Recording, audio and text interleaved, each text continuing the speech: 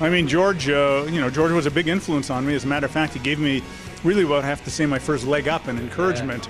Yeah. It was in the late 70s. It was 1980, and I wrote an article for Toronto Life about Sandra Post. Yeah. And I came home, and those were the days of answering machines.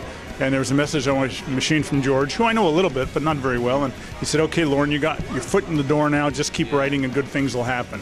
So that was very nice of him. And of course, we became close friends and did the book together. And he really became one of my best friends. Yeah. And he's been gone now, 23 years, 1989, 24 years. Yeah.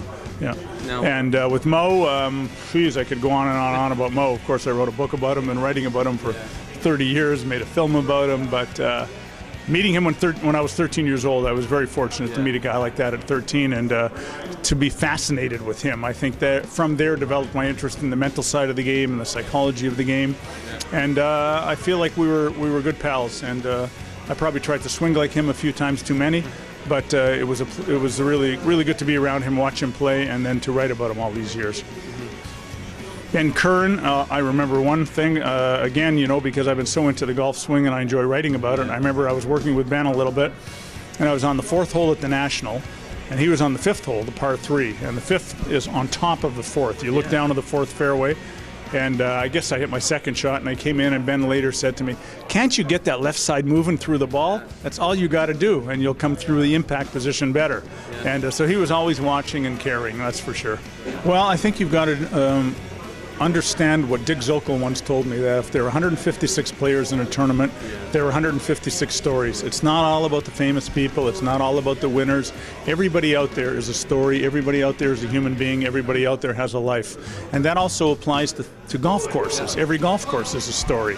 I mean, every piece of equipment is a story. There are people behind it. So I think you've got to really be able, I'm always telling young folks that you got to be able to do your research. You got to love the sport.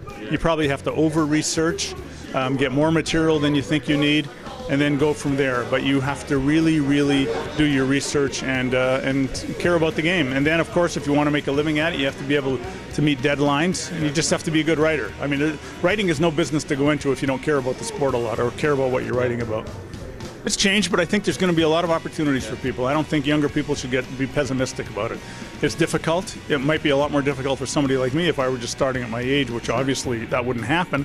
You're not likely to start a career at my age in something like writing about golf. But for younger people, the people I mentioned there, Adam Stanley, David McPherson, Rob Thompson, who's now in his 40s, but those are all very good writers, and they're very conversant in social media. You've got to know about social media. You've got to be willing to do video, audio, and they're not afraid of that. And I think you just have to really adapt. Who knows where it's all going to shake out? People are reading on tablets, what'll happen with newspapers, but I always think that content is king. Golf is full of stories, and I can't imagine that a day will come when people don't want to read good stories. And I just think you have to believe that and keep doing it.